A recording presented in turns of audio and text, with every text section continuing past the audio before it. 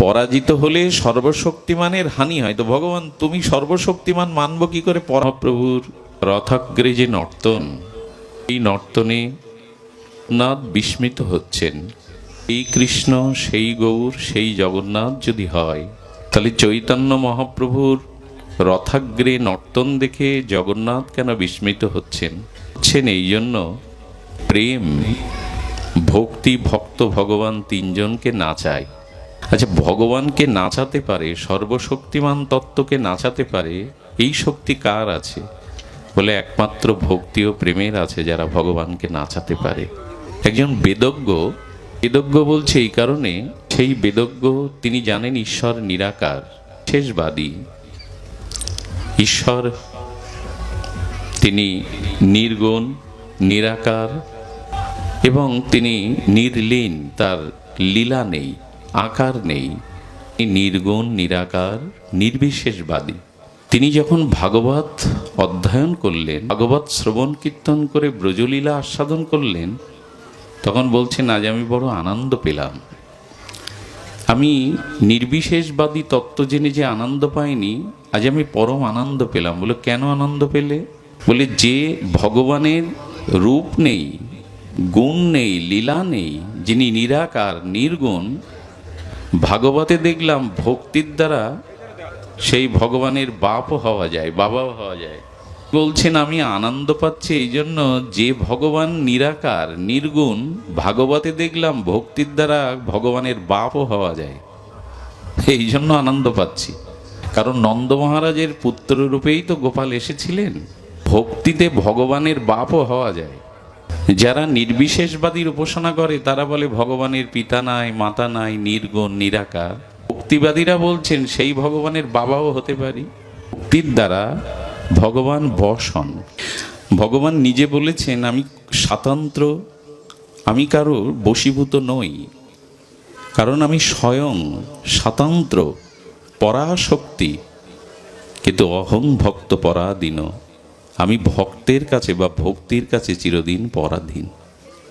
প্রহ্লাদ মহারাজ লীলা স্মরণ করতে করতে দেখছেন গোবিন্দ সন্ধ্যাবেলায় এক ব্রজবাসীদের দুয়ারে প্রবেশ করেছে ওই ননি চুরির জন্য। তো সন্ধ্যায় ঘরে প্রদীপ জ্বালা হয়নি, তো গোপাল বিগ্রহ ব্রজবাসীদের ঘরে প্রবেশ করেছে, প্রদীপ জ্বালানো হয়নি, আর গোবিন্দ সেই সুযোগটা নিয়েছে। অন্ধকারে ঘরে প্রবেশ করলে বুঝতে পারবে না। প্রহ্লাদ মহারাজ লীলা চিন্তন করছেন, উনি ননি যখন আস্বাদন করতে যাচ্ছেন বা ননি মুখে তুলে দিয়েছেন, তখন কি হয়েছে জানেন? ব্রজ মায়েরা মাখন থেকে ঘি তৈরি করছিল, জাল দিচ্ছিল। এখন সেই ঘিয়ের গন্ধে কাশি এসে গেছে। ননি চুরি করতে গিয়ে মায়েদের জ্বালানো মাখনের ঘিয়ের গন্ধ গোবিন্দ কেশে উঠেছে। ঘরে যদি কেউ কেশে ওঠে, কাশি আসে, তখন তো বোঝা যাবে ঘরে কেউ প্রবেশ করেছে। এই চোর ভেবে ব্রজমা লাঠি নিয়ে দৌড়েছে।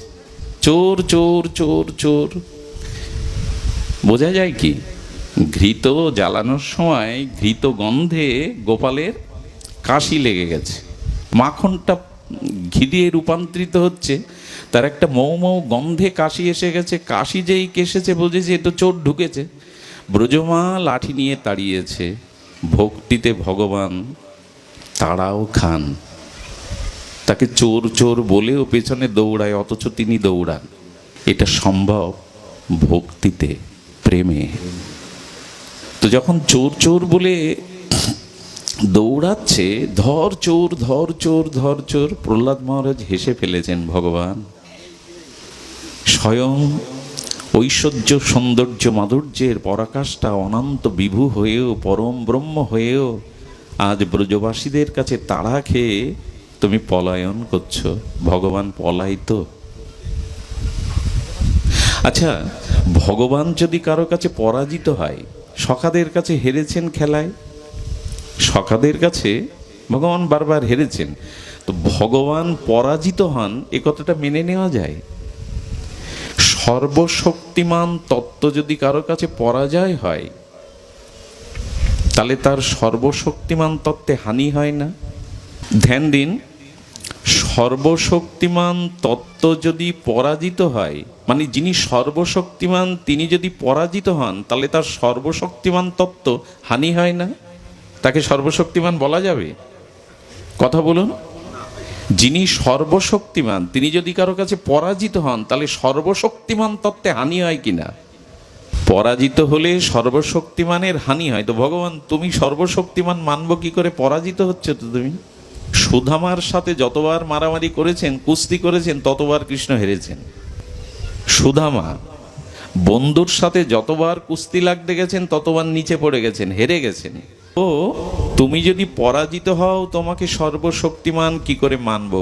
কথাটি ভগবান তখন বলছেন, আমার পরাজয়টা অন্য রকম।